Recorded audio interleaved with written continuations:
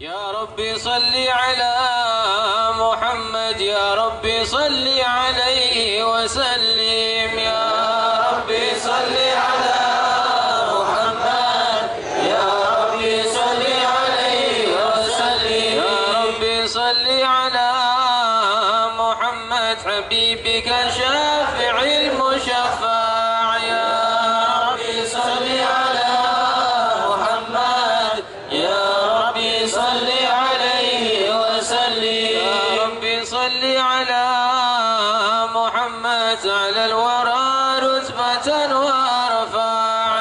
يا ربي صل على محمد، يا ربي صل عليه وسلم. يا ربي صل على محمد اسمى البرايا جاها واوسع. يا ربي صل على محمد، يا ربي صل عليه وسلم. يا ربي صل على محمد واسلك بنا ربي خير محيا.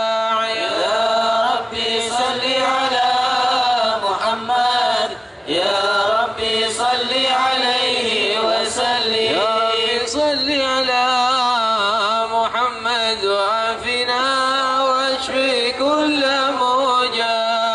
يا ربي صل على محمد، يا ربي صل عليه وسلم. يا ربي صل على محمد واصلح القلب واعفو وانفع. يا ربي صل على محمد، يا ربي صل عليه وسلم. يا ربي صل على محمد وقف المعادي واصرف ورداع. يا ربي صل على محمد، يا ربي صل عليه وسلم. يا ربي صل على محمد نحل في حسنك الممنع. يا ربي صل على محمد، يا ربي صل عليه وسلم. يا ربي صل على محمد رب رضى عنا رضاك الأرفع. يا ربي صل على محمد، يا ربي صل عليه وسلم. يا ربي صل على محمد واجعل لنا في الجنان مجمع. يا ربي صل على محمد، يا ربي صل عليه وسلم. يا ربي صل على محمد رافق بنا خير خلقك اجمع. يا ربي صل على محمد، يا ربي صل عليه وسلم. يا ربي صل على محمد، يا ربي صل عليه وسلم. يا ربي صل على محمد، يا ربي صل عليه وسلم. اللهم صل وسلم وبارك عليه وعلى أعوذ بالله من الشيطان الرجيم. بسم الله الرحمن الرحيم. إنا فتحنا لك فتحا مبينا ليغفر لك الله ما تقدم من ذنبك وما تأخر ويتم نعمته عليك ويهديك صراطا مستقيما وينصرك الله نصرا عزيزا. لقد جاءكم رسول من أنفسكم عزيز عليه ما عنتم حريص عليكم بالمؤمنين رؤوف رحيم. فإن تولوا فقل حسبي الله، حسبي الله لا إله إلا هو عليه توكلت وهو رب العرش العظيم. الله وملائكته يصلون على النبي يا أيها الذين آمنوا صلوا عليه وسلموا تسليما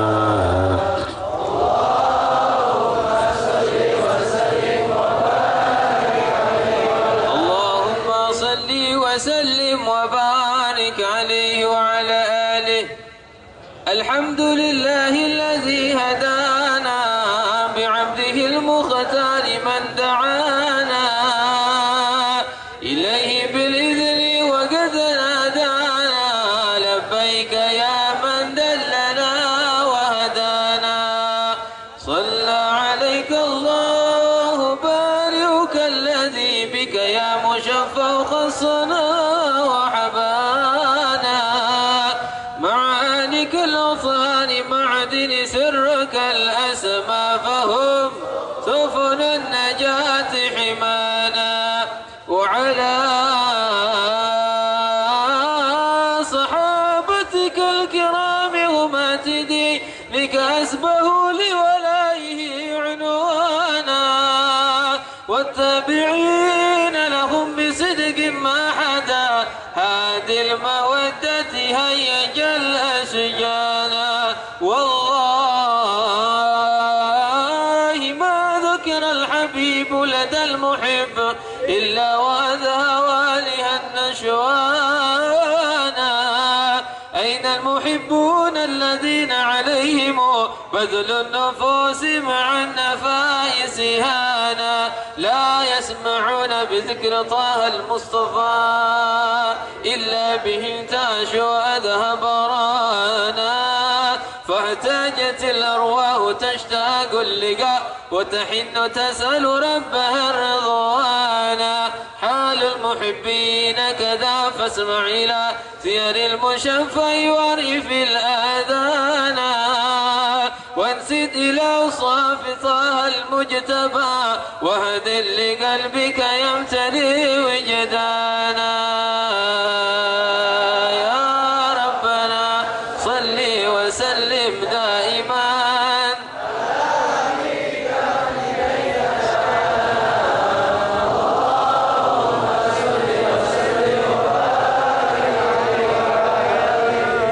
اللهم صل وسلم وبارك لي وعلى آلي.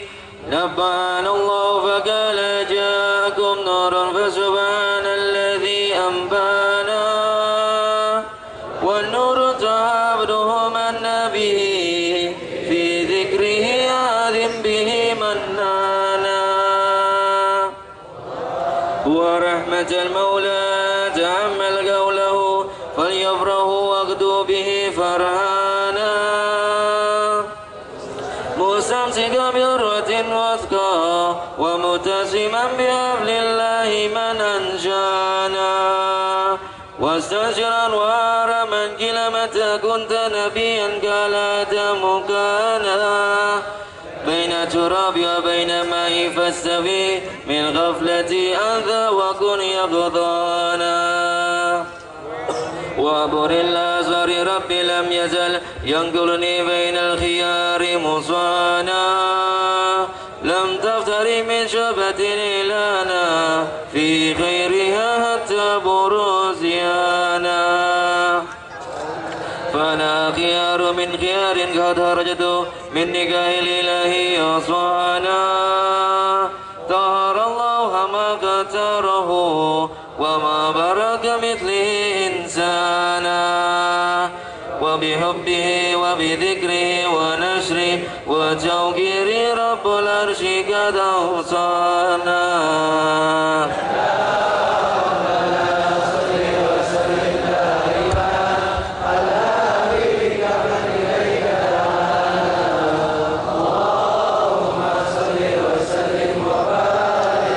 السلام عليك زين الأنبياء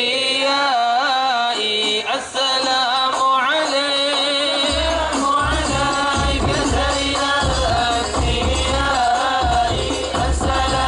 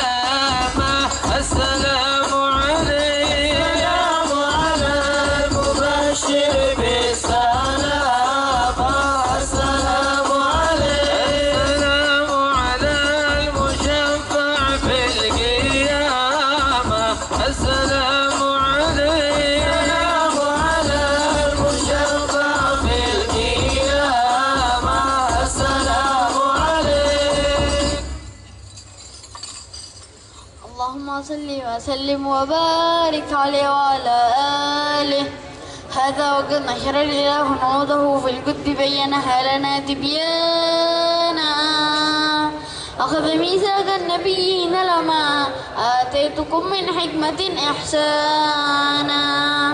وجاءكم رسولنا لتؤمنن وتنصرون وتصبحون أعوانا. قد بشروا أقوامهم بالمصطفى أعظم بذلك رتبة ومكانا. فهو وإن جاء الأخير مقدما يمشون تحت لواء من نادانا. يا أمة الإسلام أول شافع ومشفع أنا قد لا تبانا. حتى هنا ترفع صوت وطاء كل اسمع لقولك من فخرك بانا. ولواء حمد الله جل بيدي والأول أن آتي أنا الجنانا. وأكرم الخلق على الله أنا فلقد حباك الله منه حنانا. ولسوف يؤتيك فترضى جل من موت تكاثر عن عطاء نهانا. بالله كالذي ذكر وصفي محمد كما تزيح عن القلوب الرانا. يا ربنا صل وسلم دائما على حبيبك من إليك دعانا. صلاة الله تغشاكم حبيبي وآلكم ويغشاكم سلام على قدر الجمال مع الكمال. على قدر الجمال مع الكمال. وما قرب المحبون وهاموا. وما قرب المحبون وهاموا. صلاة الله تغشاكم حبيبي وآلكم ويغشاكم سلام على قدر الجمال مع الكمال. على قدر الجمال مع الكمال. وما قرب المحبون وهاموا. وما قرب المحبون وهاموا. لغير جمالكم نظري حرام وغير كلامكم عندي كلام. لغير جمالكم نظري حرام وغير كلامكم عندي كلام. وعمر تسري منكم بعض يومين. وعمر تسري منكم بعض يومين. وساعة غيركم عام فعام. وساعة غيركم عام فعام. صلاة الله تغشاكم حبيبي وآلكم ويغشاكم سلام على قدر الجمال مع الكمال.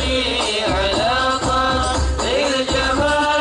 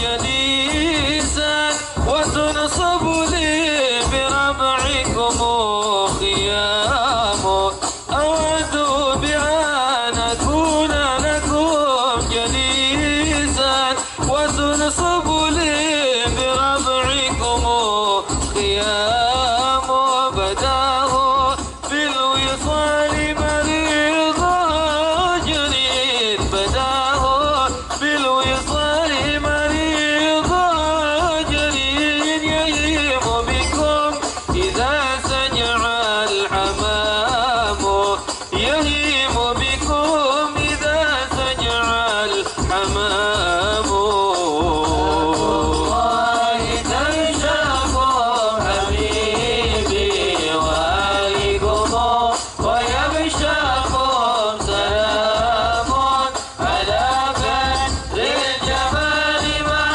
الكمال على بدر الجمال مع الكمال وما ضرب المحبون وهابوا وما ضرب المحبون وهابوا حديث كرامه فيكم قديم وملبسه من الحب سقام حديث كرامه فيكم قديم وملبسه من الحب سقام فأنتم في الوصول عجال وسنين فأنتم في الوصول عجال وسنين إذا شئتم تحصل لي المرام إذا شئتم تحصل لي المرام والله تنشاكم حبيبي وآلكم ويبشاكم سلام على بدر الجمال مع الكمال على بدر الجمال مع الكمال وما ضرب المحبون وهابوا وما ضرب المحبون وهابوا. Hadirin hadirat yang dimuliakan Allah, alhamdulillah jamaah masih terus berdatangan, ya, masih banyak yang belum tiba. Ini belum setengahnya ini yang nyampe, ya. Kalau kita terus lanjut qiyam habis, ya. Jadi kita masih menunggu saudara-saudara kita yang masih berdatangan dari wilayah Jakarta dan luar Jakarta. Kita nyantai aja di majelis ini dengan cuaca yang sedemikian sejuk. Kita nikmati kesejukan dari Allah Subhanahu wa taala ini. Dan insya Allah setelah hari ini tidak ada lagi musibah menimpa kota Jakarta dan negeri kita dan seluruh wilayah di barat dan timur. Amin Allahumma amin. Demikian hadirin hadirat yang dimuliakan Allah, disampaikan juga pada saudara-saudaramu lewat handphone, bisa dikasih tahu acara ini disiarkan secara langsung di website www.majlisrasulullah.org, disiarkan secara langsung lewat streaming website www.majlisrasulullah.org. Demikian saudara-saudariku yang kumuliakan, selanjutnya kita dengarkan Qad Ghafani. Allah Allah Allah Allah Allah Allah Allah Allah كلما ناديت يا الله قال يا عبدي أنا الله كلما ناديت يا الله قال يا عبدي أنا الله الله الله الله الله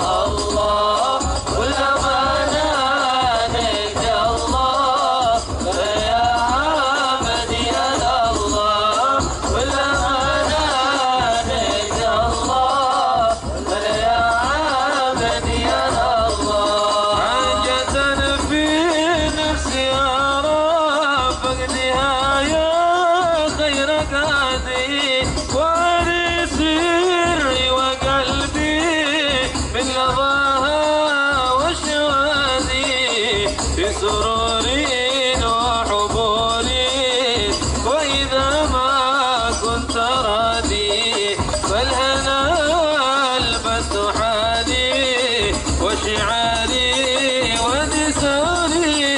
الله الله الله الله الله، كلما ناديت الله فيا عبدي أنا الله، كلما ناديت الله فيا عبدي أنا الله.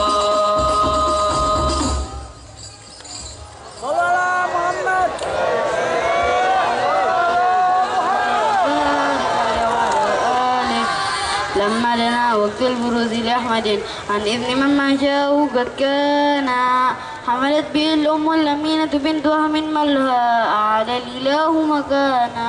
من ولد المختار عبد الله بن عبد المطلب رأى البرهان، قد كان يخبر نور طه وجهه وسرى إلى الابن المصون عيانا.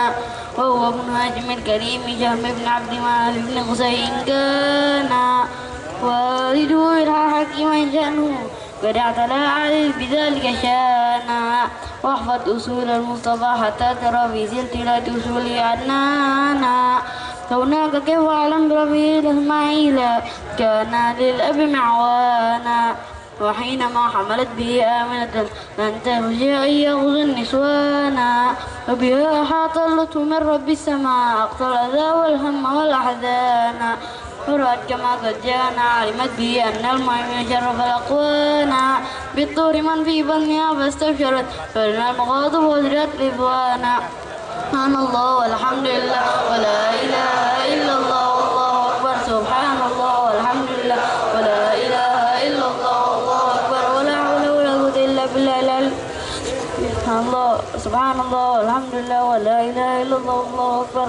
ولا حول ولا قوة إلا بالله العلي العظيم. في كل ذات أمر من خلقه وذا النبي وداره وذلك الذي أنور من كل الجهات إلى سبحانه. وقبلت نبات جلودا والحديد كرمان ومصاد.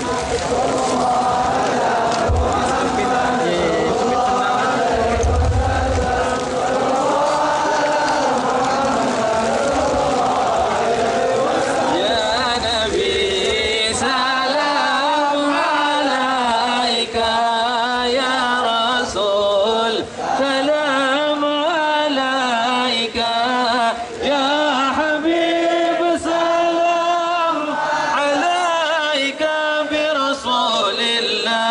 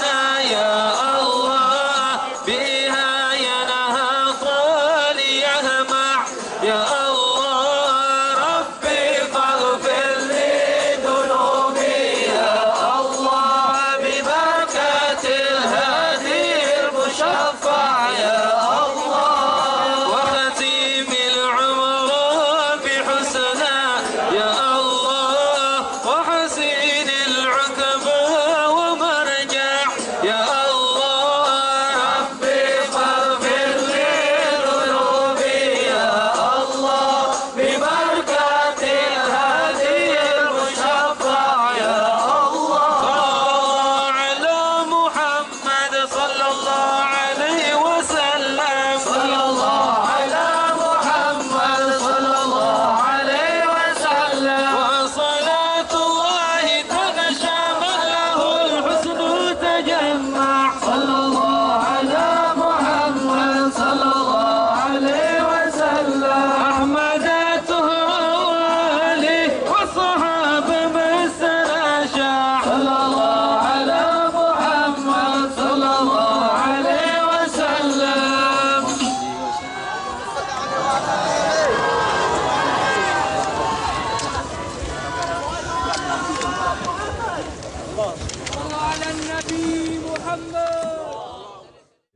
Mau bubar? Enggak. Kapok? Enggak. Alhamdulillah.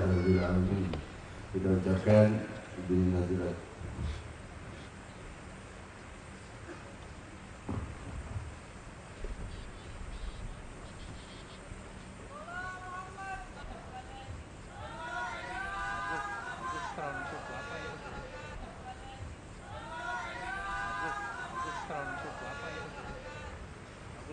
Assalamualaikum warahmatullahi wabarakatuh. Waalaikumsalam. Yang sama-sama kita muliakan dan juga cintai ayahanda bangsa kita, ayahanda Republik Indonesia, Bapak Presiden Republik Indonesia, ayahanda Bapak Haji Susilo Bambang Yudhoyono. Semoga dalam limpahan rahmat dan keberkahan Allah Subhanahu wa taala masih tetap menyisakan waktu beliau untuk tetap tidak meninggalkan majelis zikir dan tetap ingin sama kita dalam zikir, dan Allah buktikan keikhlasan niat itu dengan tibaan beliau. Hujan pun berhenti dan matahari pun terbit. Allahu Akbar. Saya ucapkan selamat datang juga kepada para habaib, para ulama, para sesepuh, dan juga Bapak Duta Besar Amerika Mr. Scott Marshall, Bapak Dahlan Iskan, Wakil Menteri Agama Bapak Basrif Arif, Jaksa Agung, dan juga Bapak Duta Besar Oman, dan Bapak Damawan Fauzi, Menteri Dalam Negeri, dan Bapak Marsiano, Bapak Mustafa Qarisi, para ulama, para tamu-tamu yang berdatangan, terutama yang datang dari jauh, Syekh Khalil dari Florida, Amerika Serikat, dan Syekh Muhammad Daud dari Kanada, dan juga para habaib, koordinator Majelis Rasulullah dan Pasar Bali, dan dari bahkan sampai Papua dan Makassar, semua tamu yang hadir dan semua yang menyaksikan acara ini di streaming website www.majlisrasulullah.org. Kita ucapkan selamat hari kelahiran Sayyidina Muhammad. Hamdan li Rabbin khassana bi Muhammadin wa anqadhana min dhulmatil jahli wad dayajili. Alhamdulillahilladzi hadana بعبده المختار من دعانا إليه بالإذن وقد نادانا لبيك يا من دلنا وحدانا صلى الله وسلم وبارك عليه وعلى آله.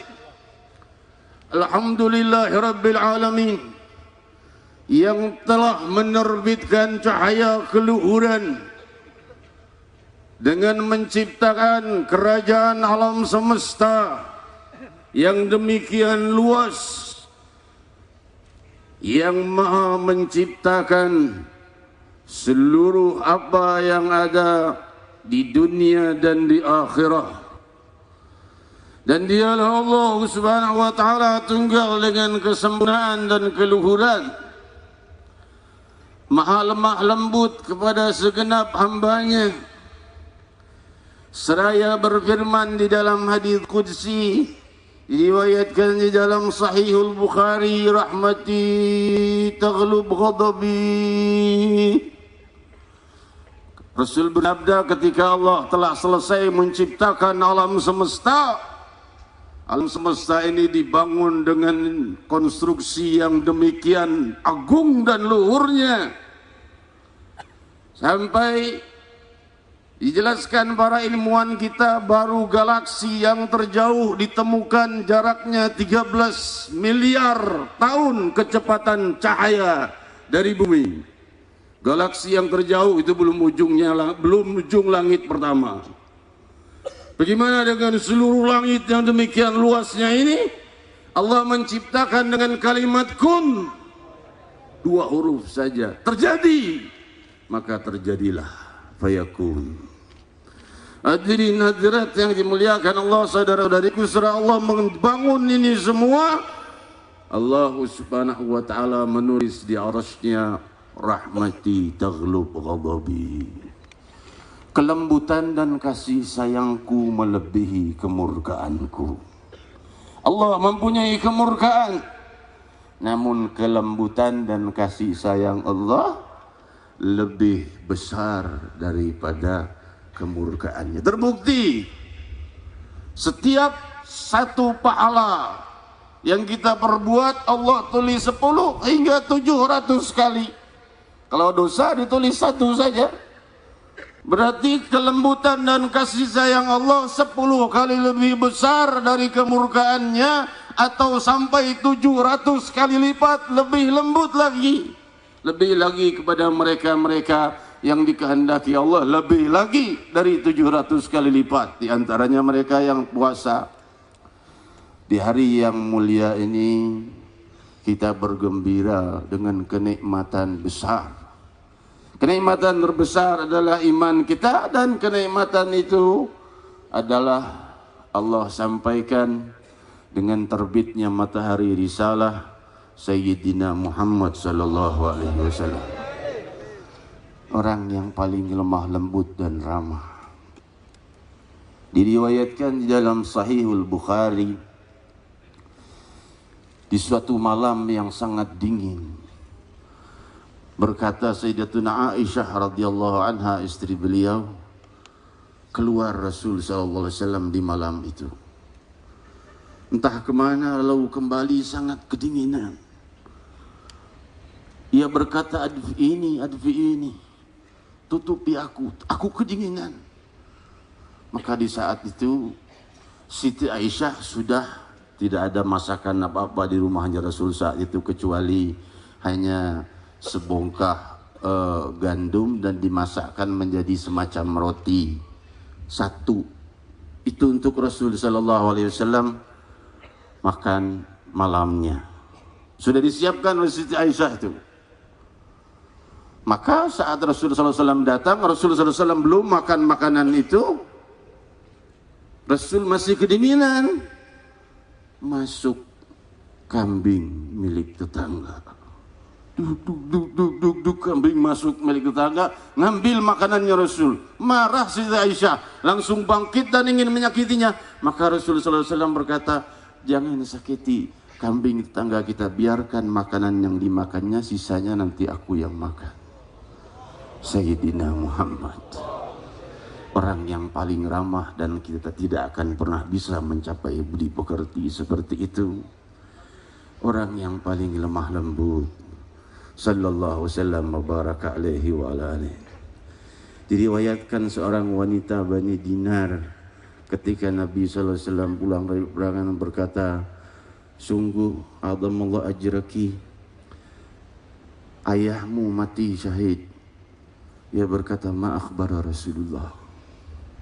Rasulullah gimana kabarnya, kata wanita itu, dari Ansar Bani Dinar. Rasulullah sehat walafiat. Datang lagi orang lain, kakakmu wafat. Ia berkata, ma akhbara Rasulullah. Datang orang ketiga, anakmu wafat. Habis berarti keluarganya. Suaminya wafat, ayahnya wafat, anaknya wafat, kakaknya wafat. Habis keluarganya. Ia masih berkata, ma akhbara Rasulullah. Rasulullah kabarnya gimana? Maka dikatakan Rasulullah sehat walafiat. Dulani ilaih, tunjukkan aku kepada Rasul. Maka ketika itu Rasul sallallahu alaihi wasallam datang dan dilihat, maka berkata wanita itu, kullu musibah dunaka jalal. Semua musibah selainmu kecil ya Rasulullah, asal kau sehat walafiat. Itulah cintanya para sahabat radhiyallahu taala anhum kepada Rasul sallallahu alaihi wasallam. Hadirin hadirat yang dimuliakan Allah, kita lanjutkan selanjutnya dengan doa dan zikir kepada Allah Subhanahu wa taala. Semoga Allah Subhanahu wa taala memberi kesejukan sebagaimana sejuknya pagi hari ini hati kita diberi kesejukan, masa depan kita diberi kesejukan, diberi kedamaian dan kesejahteraan, dijauhkan dari segala musibah. Dan sungguh Allah Subhanahu wa taala telah menurunkan cobaan-cobaan, dan semoga Allah Subhanahu wa taala mencukupkannya dan menjauhkan dari kita, dari kota kita, dari bangsa kita, dan dari seluruh wilayah barat dan timur.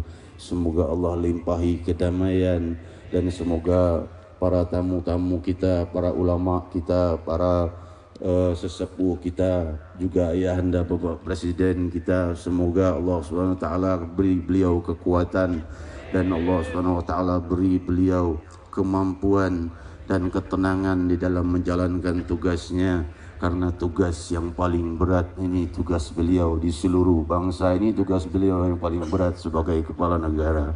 Kita doakan semoga Allah beri beliau kedamaian dan ketenangan memimpin negeri ini, dan juga kita berdoa untuk wilayah kita, untuk bangsa kita dan lainnya, diri kita, keluarga kita. Semoga Allah turunkan kedamaian, keindahan, kesejahteraan, kebahagiaan dunia dan akhirah. Wahai sang pemilik dunia wal akhirah, faqulu jami'an ya Allah.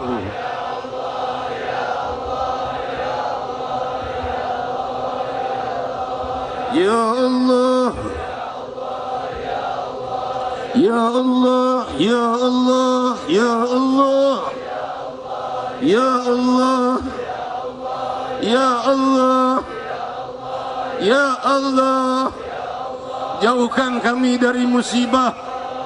Ingat seluruh wajah kami semua yang hadir. Jangan satu pun ada yang masuk ke dalam neraka-Mu ya Allah. Ya Allah, pastikan kami semua masuk ke dalam surga-Mu ya Allah.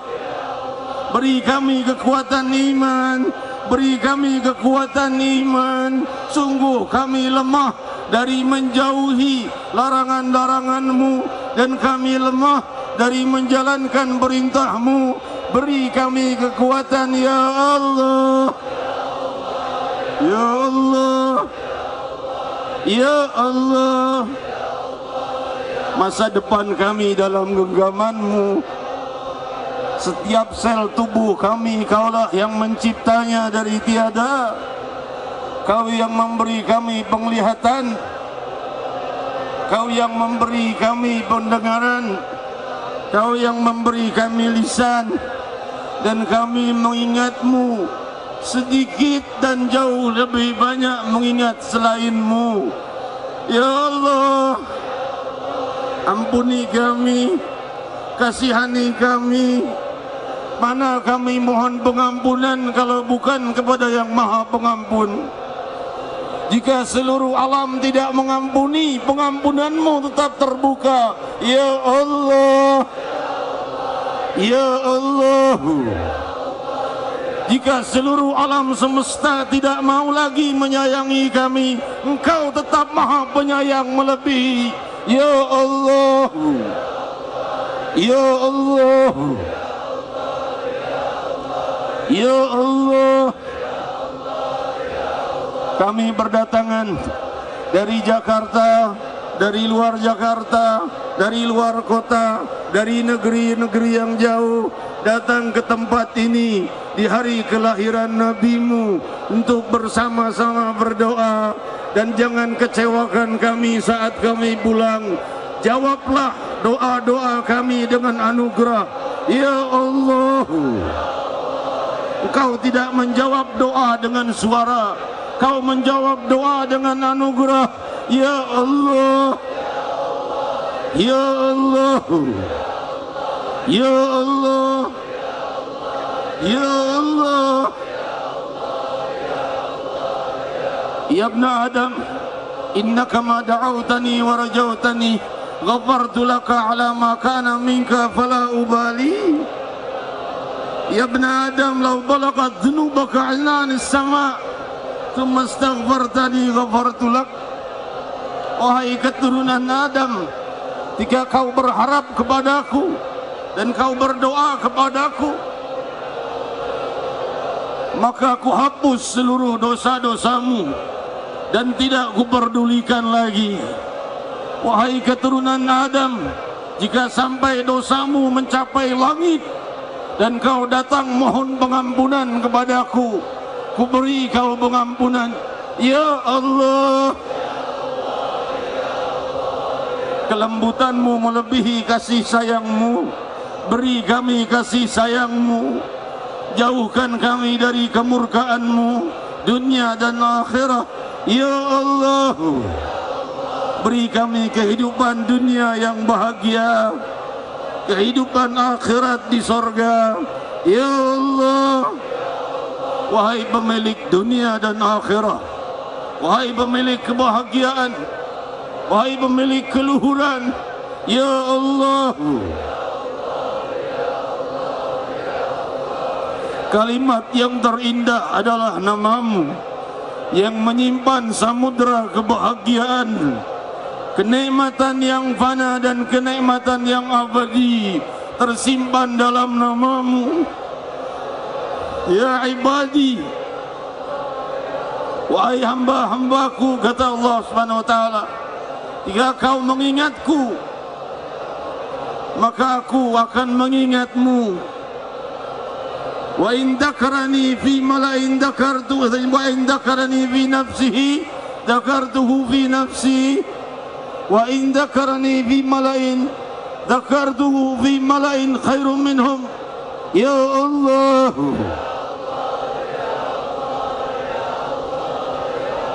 hai hamba-hambaku, jika kalian mengingatku di dalam kesendirian, aku mengingatmu dalam kesendirian. Jika kalian mengingatku dalam keramaian seperti majlis ini, aku mengingat kalian pula dalam keramaian para malaikat yang lebih lagi. Ya Allah, ana ma'a abdi haitsu ma dzakarani wa taharrakat bi syafata. Aku bersama hamba-hambaku yang mengingatku dan bergetar lidahnya menyebut namaku. Ya Allah, beruntung kami di hari ini. Kau tunjukkan keindahanmu, kau tunjukkan kesejukanmu, kau beri kesempatan kami memanggil namamu. Kau turunkan hujan sekejap untuk membuka pintu mustajab, dan setelah itu kau hentikan hujan. Ya Allah, maka cukupkanlah segala musibah. Jangan datangkan hujan yang membawa musibah, jangan datangkan kemarau yang membawa musibah. Ya Allah, salahkah jika kami meminta? Salahkah jika kami berharap? Kepada siapa harapan paling besar akan kami taruh kalau bukan ke hadapan-Mu? Ya Allah, Ya Allah, ayah bunda kami ampuni dosa-dosanya. Yang telah wafat muliakan di alamul barzakh, yang masih hidup panjangkan usia mereka dalam afiat dan rahmat. Ya Allah, kota kami, bangsa kami, negeri-negeri kami. Ya Allah, masyarakat kami beri persatuan, beri kedamaian, beri ketenangan, beri kejauhan dari musibah. Ya Allah,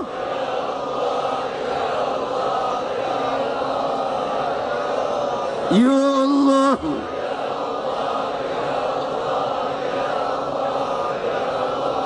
12 Rabiul Awal yang agung ini, silahkan kalian berdoa.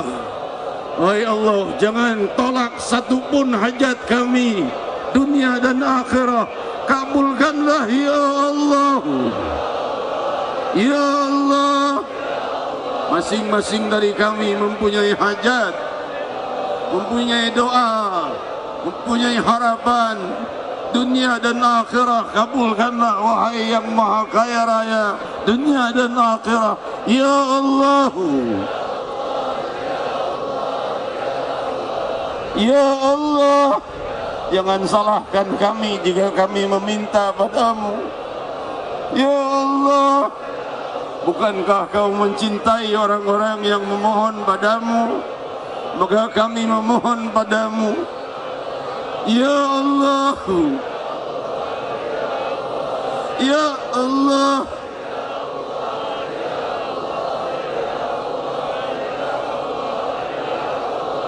la ilaha illallah, la ilaha illallah,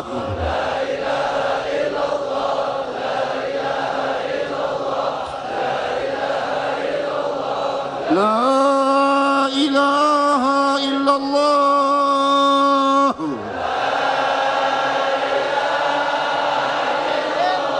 Muhammadur Rasulullah sallallahu alaihi wasallam. Kalimatun haq alaiha nahya wa laha namut wa laha nub'ats insyaallah taala minal aminin. Hadirin hadirat yang dimuliakan Allah, acara kita telah selesai. Masih ada lagi doa penutup sebelum ini ya, tapi nanti setelah selesai bubar masing-masing, hati kita tetap bersatu, tidak bubar ya. Hati kita tetap dalam doa, dalam keluhuran Allah Subhanahu wa taala. Dan sebelum doa penutup, kita saya mintakan kepada Bapak Presiden Republik Indonesia, ayahanda kita, ayahanda bangsa ini, untuk menyampaikan sambutan. Beliau tidak ada niat sambutan apa-apa, cuma saya yang minta supaya beliau bisa memberikan sambutan kepada kita semua sebagai masyarakat Republik Indonesia, dan juga tamu-tamu dari luar negeri. Semuanya juga ingin mendengar sambutan dari pimpinan bangsa. Yatafaddal mashkura.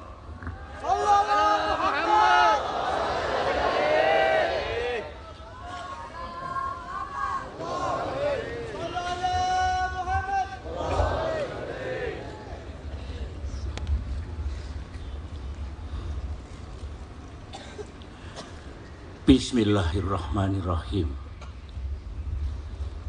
Assalamualaikum warahmatullahi wabarakatuh. Yang sama-sama kita cintai, Al-Mukarram Habib Munsir Al-Muzawa, pemimpin Majelis Rasulullah, dan keluarga besar Majelis Rasulullah yang saya cintai dan saya banggakan, para tamu undangan, hadirin dan hadirat sekalian yang saya muliakan.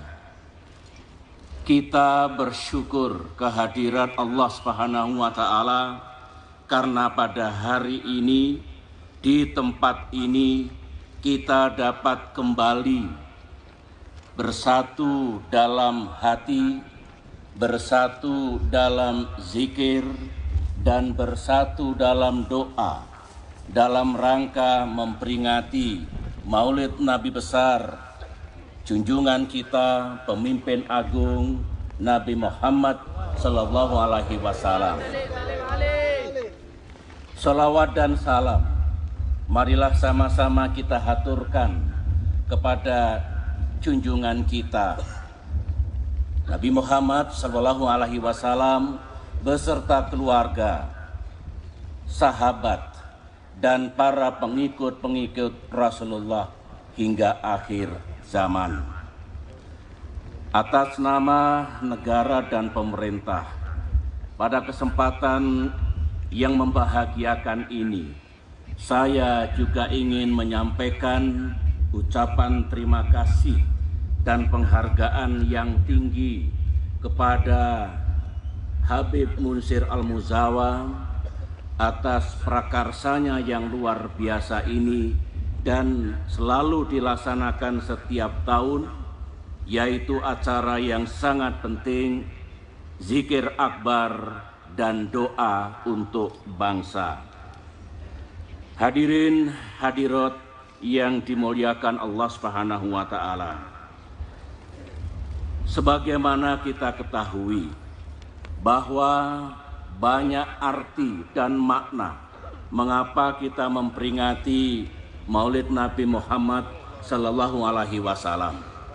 Paling tidak ada 3. Pertama, kita hendak bersyukur kehadirat Allah Subhanahu wa taala karena telah mengutus Nabi Muhammad Sallallahu Alaihi Wasallam untuk mengajarkan Islam dan untuk menaburkan Islam sebagai rahmat bagi semesta alam.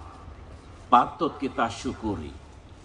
Yang kedua maknanya, kita juga mengucapkan terima kasih kepada Rasulullah karena telah mengajarkan Islam, telah membimbing kita semua, membimbing umat manusia.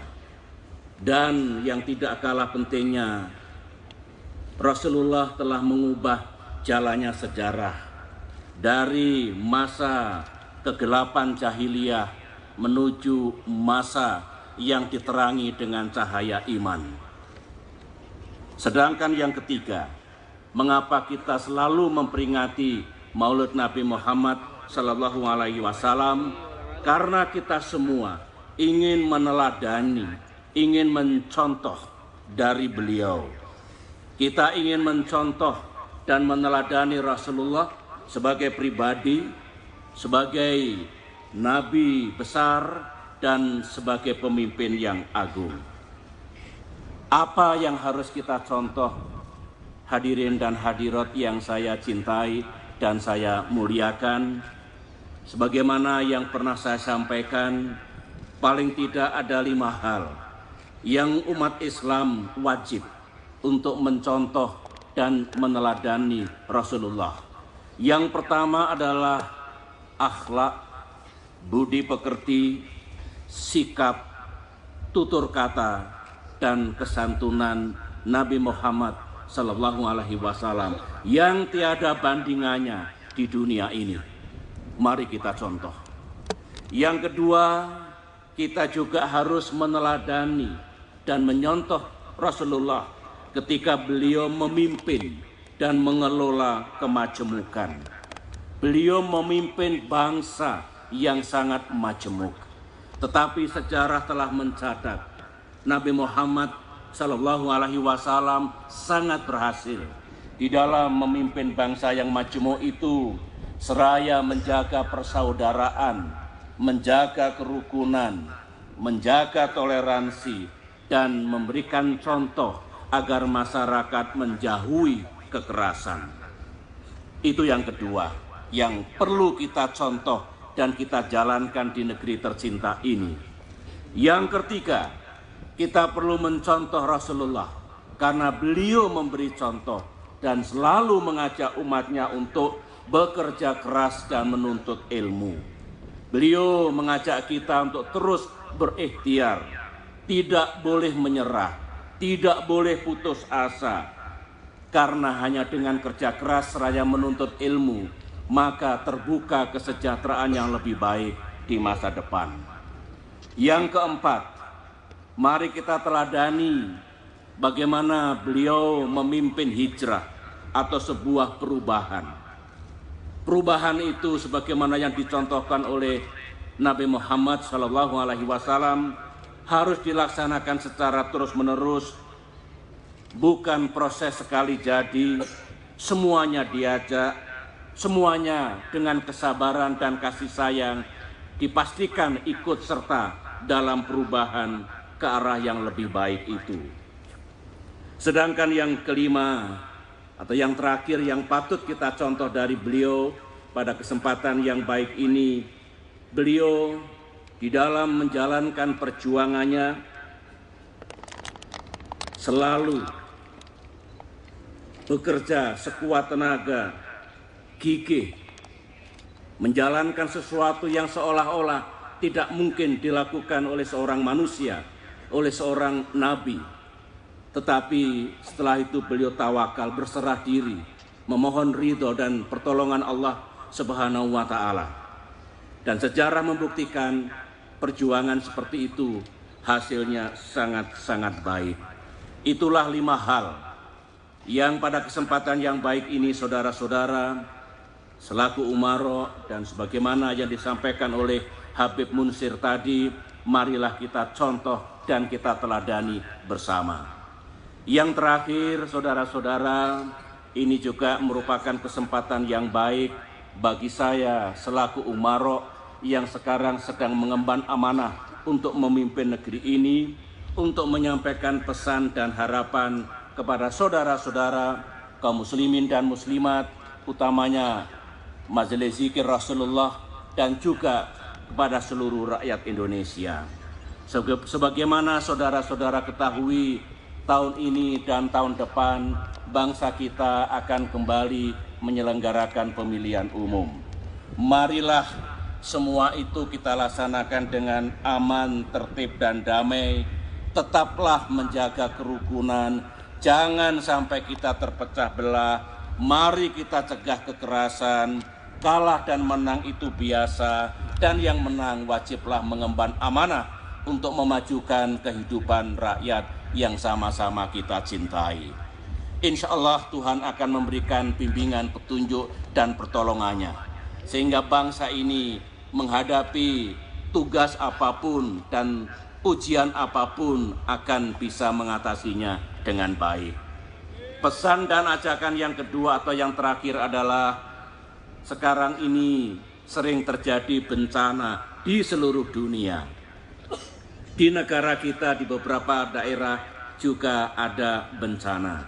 Di Jakarta beberapa saat yang lalu ada bencana banjir. Sekarang pun cuaca masih belum baik benar.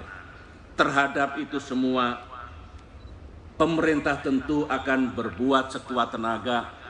Pemerintah akan membantu rakyat yang mengalami musibah itu.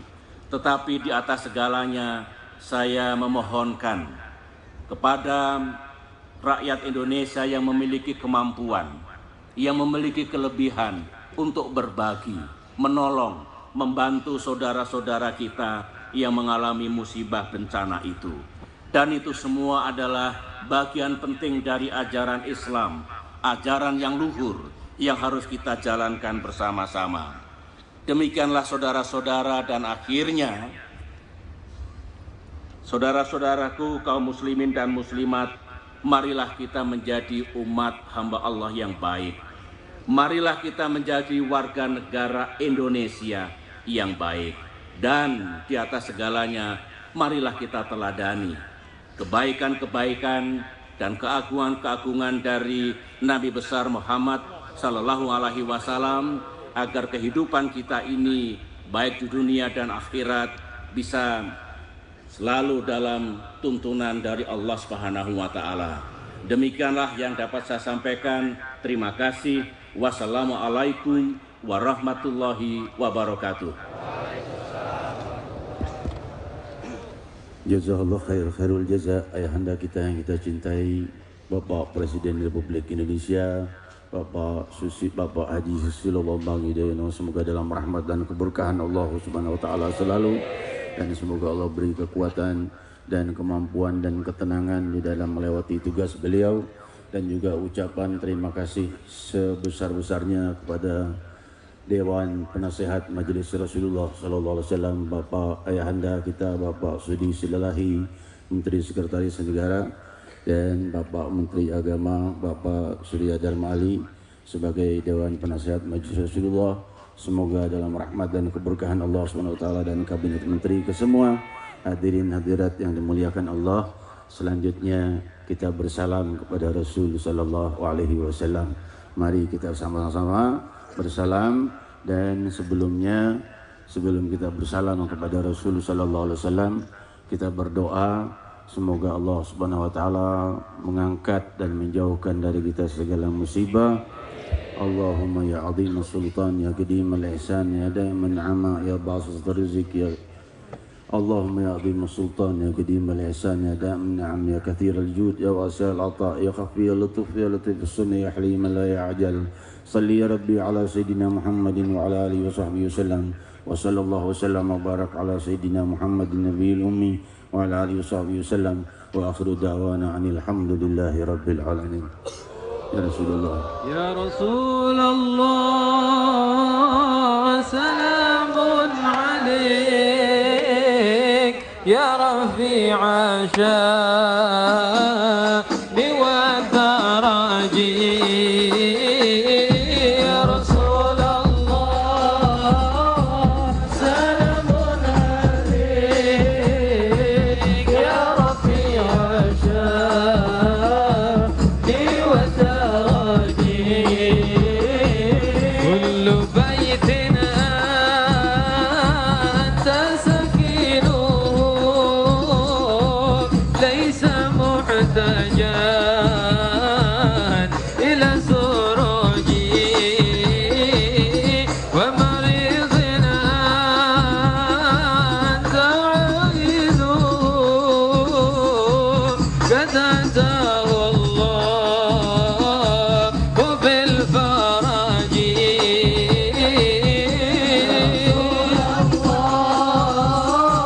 سلام عليك يا رفيع شأني ودرجي. وجهك الميمون حجتنا يوم تأتي الناس بالحجج. فجزاك الله خيرا جزاء يا مدير